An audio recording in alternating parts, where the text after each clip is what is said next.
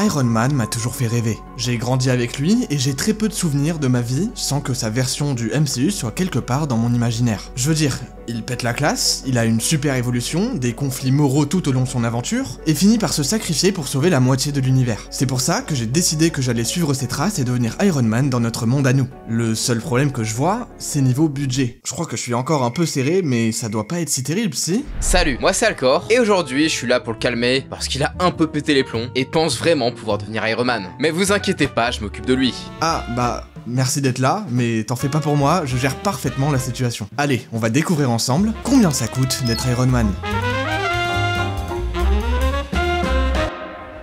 Bon, dans Iron Man 1, quand il est pris en otage en Afghanistan, il crée sa première armure avec des bouts de ferraille et des vieux outils. Ça doit pas être si compliqué, je dois juste trouver comment plier ça de la bonne manière. Et bah tu vois, tu commences déjà, c'est pas le même univers là. En vrai, un exosquelette comme ça, en restant raisonnable, sans compter le fait qu'il vaut la moitié, c'est au moins 10 millions de dollars. Ouais. Ok, je vois ce que tu veux dire. Bon, 10 millions, ça complique un peu mes plans à court terme, mais on va dire que ça se fait. Et je vais essayer d'être plus réaliste, mais c'est pas ça qui va m'empêcher d'atteindre mon objectif, t'inquiète pas. Bon alors, pour le réacteur Arc, j'ai tenté avec des piles, je les ai passées au micro-ondes pour voir, mais j'avoue que c'était un peu décevant. Bon, pas grave, je vais me baser sur les estimations de la NASA. Pour un réacteur nucléaire qui s'en rapproche le plus, faudrait compter autour des 36 millions d'euros, c'est noté. Une fois de retour à Malibu, c'est dans sa villa qu'il crée sa première vraie armure, la Mark II. Donc pour ça, il me faut tout d'abord une villa à Malibu, comme la sienne. Rien de plus simple, j'ai fait un petit tour sur des sites d'agences immobilières. Et pour un truc similaire, c'est autour de 120 millions d'euros. Et vas-y, ça c'est rien, mais je vous le dis parce que je suis un mec transparent, il y a un petit 10 millions d'euros par an pour l'entretien. Mais voilà quoi, c'est juste des petites charges additionnelles. Maintenant qu'on a la villa, passons à ce qu'on cherche vraiment, les armures. Parce qu'il y en a deux dans ce film.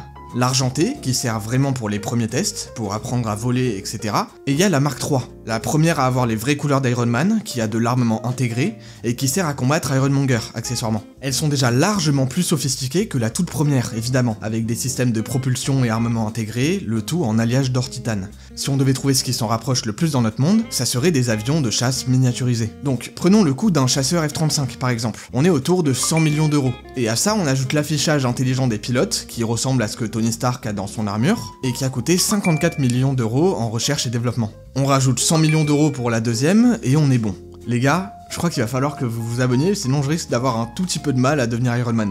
En plus, le projet il est intelligent, non? Allez, venez, c'est gratuit. Voilà, là c'est plus honnête et plus représentatif. Bon, je précise qu'on base les chiffres à partir des choses réelles, qui se rapprochent le plus des technologies du MCU, qui évidemment n'existent pas encore, et pour la plupart, ne peuvent juste pas exister dans notre monde. On peut passer à Iron Man 2. C'est vrai, devenir Iron Man, ça coûte un bras, vous allez le voir. Et c'est pas pour tout de suite. Mais il y a une chose qui coûte pas cher et qui peut vraiment transformer votre vie en ligne. C'est CyberGhost VPN. CyberGhost VPN est un leader mondial de la cybersécurité, protégeant plus de 38 millions d'utilisateurs. C'est un outil essentiel pour naviguer sur internet de manière sécurisée et anonyme. Toutes vos données sont chiffrées et leur politique no-log garantit que votre vie privée est respectée. Je vous demande pas de me faire confiance, mais plutôt de faire confiance aux nombreux avis Trustpilot de gens très satisfaits. Mais c'est pas tout. CyberGhost VPN vous permet aussi d'économiser de l'argent. Vous pouvez trouver des abonnements moins chers en changeant de pays, comme pour Spotify ou Netflix. De même, accéder à de meilleurs prix pour les hôtels ou les billets d'avion en vous localisant dans le pays ciblé. Et pour les amateurs de contenu ou cinéphiles comme moi, débloquez les catalogues étrangers de Netflix, Disney+, Prime Video ou d'autres plateformes qui sont souvent bien plus remplis. Changez votre localisation en 2 clics et hop, vous êtes dans un autre pays et pouvez voir n'importe quel site qui est bloqué en France. Comme certains sites pour adultes dont il faut pas prononcer le nom, qui, comme vous le savez sûrement, ne sont plus accessibles chez nous. CyberGhost VPN est la solution la plus simple si vous souhaitez retourner à vos vieilles habitudes. C'est simple à utiliser et compatible avec jusqu'à 7 appareils pour protéger votre famille et vos amis, incluant tout ce que vous avez. C'est vraiment la solution pour une navigation sans contrainte ni surveillance. Pour tester CyberGhost VPN, passez par mon lien en description. Vous bénéficierez de 83% de réduction, soit seulement 2,03€ par mois. Ça soutient la chaîne et le produit est vraiment excellent, alors foncez. Cela étant dit, revenons à Iron Man 2.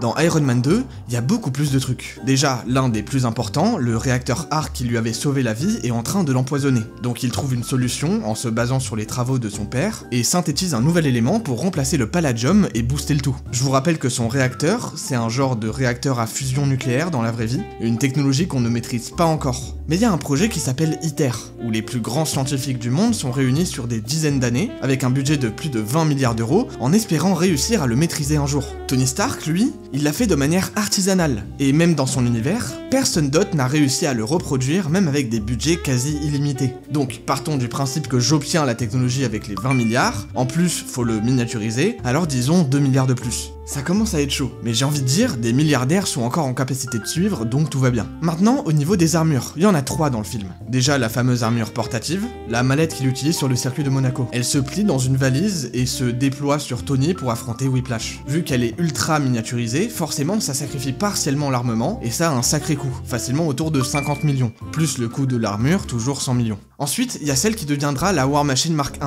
que James Rhodes a confisquée lors de la fête d'anniversaire. Même si elle a été surarmée par Justin Hammer et donc pas Tony Stark, je vais compter les modifications dans notre coût parce que j'ai pas de Justin Hammer moi. Donc l'armure de base avec en plus le minigun, les missiles guidés, etc., on peut l'estimer autour des 120 millions d'euros. Enfin, on a la Mark VI, avec le cœur en triangle à la fin du film. Bon, globalement, c'est encore entre 100 et 150 millions, en prenant le prix d'un F-35 et le développement d'améliorations en tout genre. Avant de nous attaquer à la tour Stark, je précise un petit truc parce que je vous vois venir les puristes dans les commentaires. Oui, il y a plein de trucs que je prends pas encore en compte, et c'est normal. Tout ce qui est dépenses personnelles, véhicules, ateliers et tous ces trucs qui sont globalement présents tout au long de l'histoire, j'en parle à la fin et je les rajoute au total, sinon je vais me répéter pour rien, mais vous inquiétez pas, on y vient. Et voilà un morceau qui me hype beaucoup, parce qu'on sera d'accord pour dire que c'est trop stylé, la tour Stark. Entièrement intelligente, bourrée de technologie, avec toute la place dont on a besoin, c'est parfait pour bosser ça. Eh Pep, te rappelle que c'est une immense tour en plein cœur de New York. Pour juste l'acquérir, avant même d'y installer toutes les technologies comme un réacteur arc géant, faudrait compter au moins 3 milliards de dollars. Le nombre de personnes qui peuvent toujours te suivre diminue beaucoup là, non? Écoute, je suis un mec persuasif moi. Au pire, je créerai une alliance entre milliardaires, ça créera des amitiés, ça peut pas faire de mal.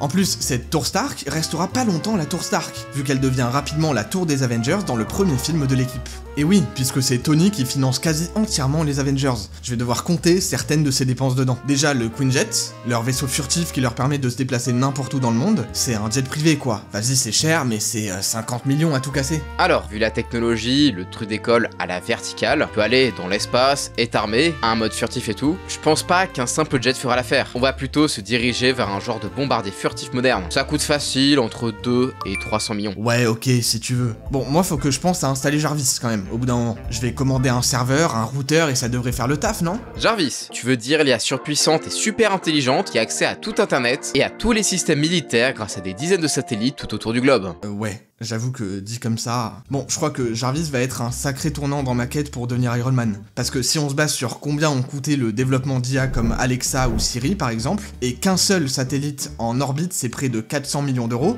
en sachant que Jarvis est débilement plus sophistiqué que ce qui existe pour le moment dans notre monde, on peut partir du principe que pour l'obtenir, avec le temps nécessaire, ça coûtera autour de 200 milliards d'euros. Je crois qu'effectivement l'alliance entre milliardaires va être plus que nécessaire. Et bon, pour ce que ça vaut vu que c'est des miettes à ce stade-là, pendant la bataille de New York, on voit une nouvelle armure, cette fois-ci lancée par bracelet télécommandé, lorsque Tony saute de la tour. Avec les améliorations, on peut compter encore 150 millions d'euros facile.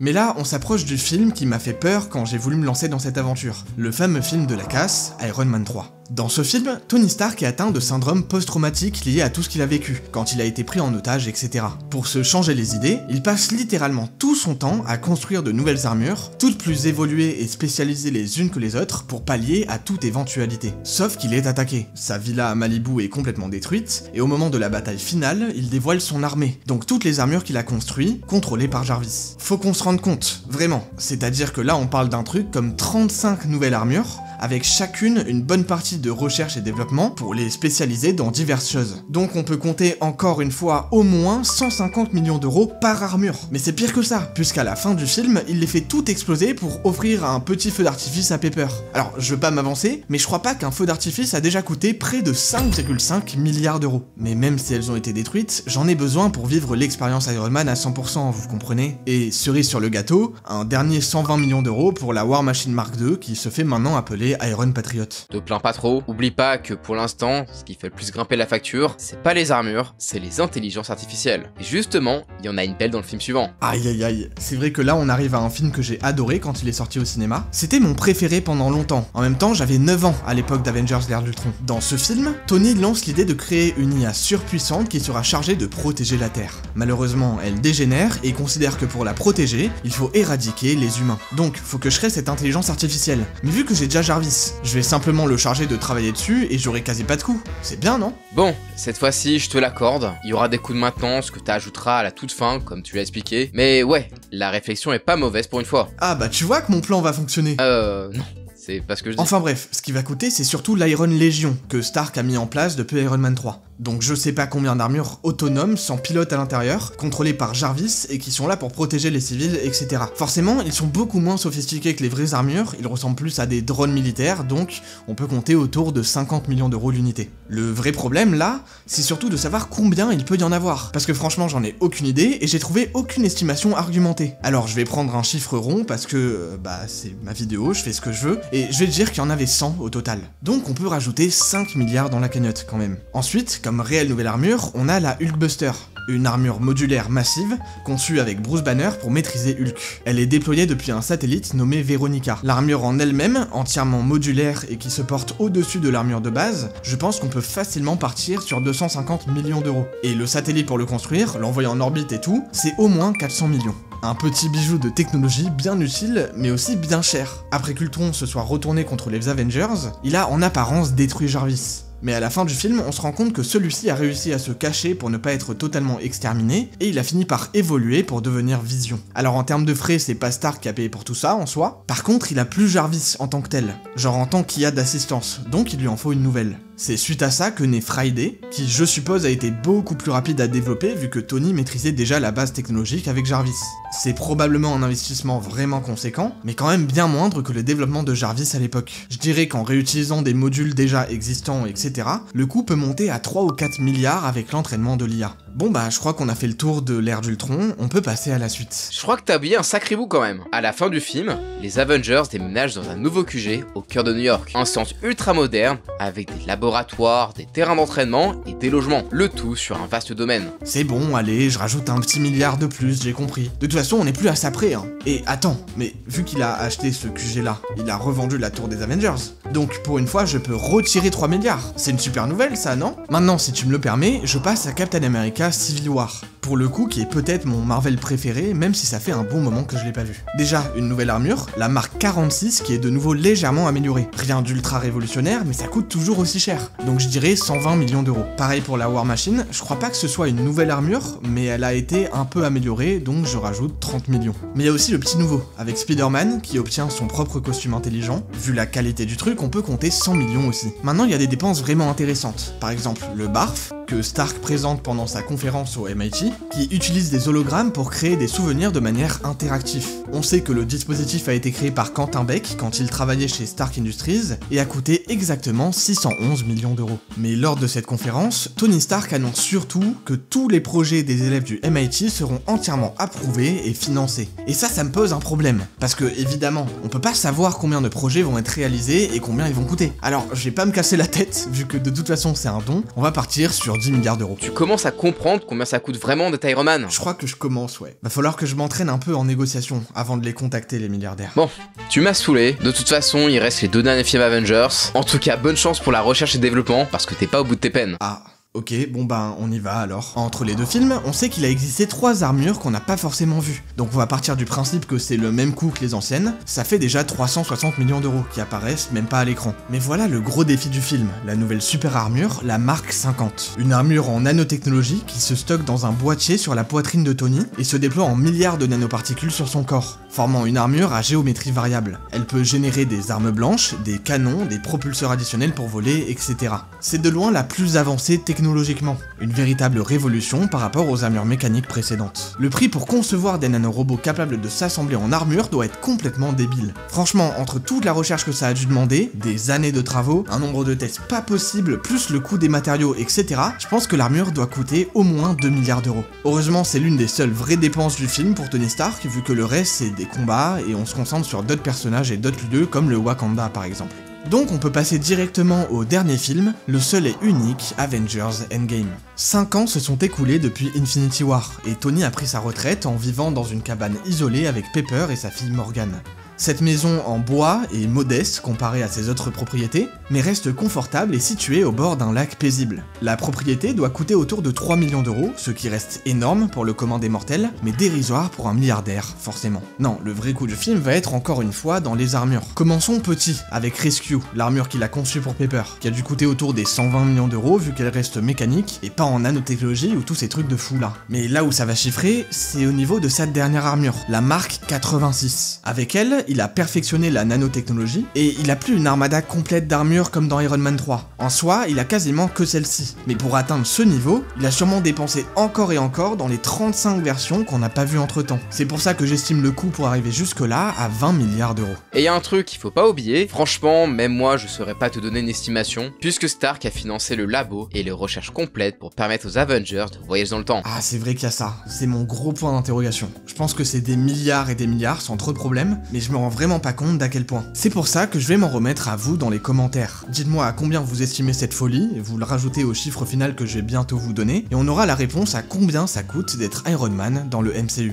Il est temps de rajouter toutes les dépenses par-ci par-là que j'ai pu noter au fil de mes recherches. Évidemment, si j'ai oublié des trucs, je compte sur vous pour me le dire, mais voilà ma liste. Les véhicules en tout genre, les voitures de sport et de collection, les jets privés, les hélicoptères, etc. Tous les ateliers depuis le début, avec le matériel, même si j'ai compté la plupart dans la recherche et développement, son style de vie de milliardaire, avec les vêtements de luxe, les montres de prestige, tous ses employés, sa sécurité personnelle, toutes les fêtes somptueuses qu'il a pu organiser avec des alcools haut de gamme, des cigares, des restaurants, des voyages spontanés, etc. Tous ces petits ajouts par-ci par-là au fil des années, en comptant la maintenance de tout ce qu'il a, je pense que sur les 15 ans qu'il a passé à être Iron Man, on peut ajouter facilement 1,5 milliard d'euros. Ouais, je sens que ça va être compliqué de réaliser ton rêve. Ouais, j'ai l'impression aussi. Bon, avant de vous révéler le chiffre final, je tiens à remercier Alcor de m'avoir remis dans le droit chemin. Sa chaîne est évidemment dans la description pour ce que ça vaut, et si vous voulez quand même me donner une chance de devenir Iron Man, vous pouvez vous abonner. Je vous fais plus attendre, j'ai fait les comptes, et je peux maintenant vous dire que devenir Iron Man de 2008 à 2023, ça coûte pas moins de 275,5 milliards d'euros. Et comprenez bien que c'est de l'argent dépensé. On parle pas de valeur là, genre de ce qu'il vaut avec ses différentes entreprises et tout. Non, non, c'est bien de l'argent qu'il a utilisé. Il a à lui seul les mêmes capacités financières qu'ont certains pays. Même si c'est une estimation, c'est sympa de pouvoir se projeter. Un grand merci à CyberGhost VPN qui m'a accompagné sur cette vidéo. Avec eux, vous pouvez protéger votre vie privée sur cet appareil et contourner les restrictions géographiques pour seulement 2,03€ par mois. Le lien est en description. Attendez, partez pas, j'ai une annonce à vous faire. Depuis quelques temps, je vous parle d'un produit sur lequel je travaille, et je pense que c'est le moment pour vous en dire plus. Le cinéma est un art fascinant. J'en suis moi-même passionné, je pense que vous l'aurez compris à force, mais c'est un art que je trouve parfois bien trop élitiste. Ne serait-ce que chez les spectateurs, comme vous et moi, il y a toujours des vieux mecs snobs qui tentent de décrédibiliser les goûts qui sont différents des leurs. Et c'est trop dommage, chacun devrait pouvoir apprécier une œuvre et l'interpréter à sa manière. Ce qui manque aux gens lambda, comme nous, ce sont de bons outils pour nous accompagner dans nos séances. Alors c'est pour ça que je travaille sur un guide de l'analyse cinématographique, fait pour que tout le monde puisse se plonger dans ses œuvres préférées et les apprécier à leur juste valeur. J'ai déjà de bonnes pistes sur les formats que je vais utiliser pour vous le proposer, je vous tiens au courant de l'avancée dans les prochaines vidéos. Dites-moi en commentaire si ce guide vous intéresserait et ce que vous aimeriez voir dedans. Quant à moi, je vous dis à très vite.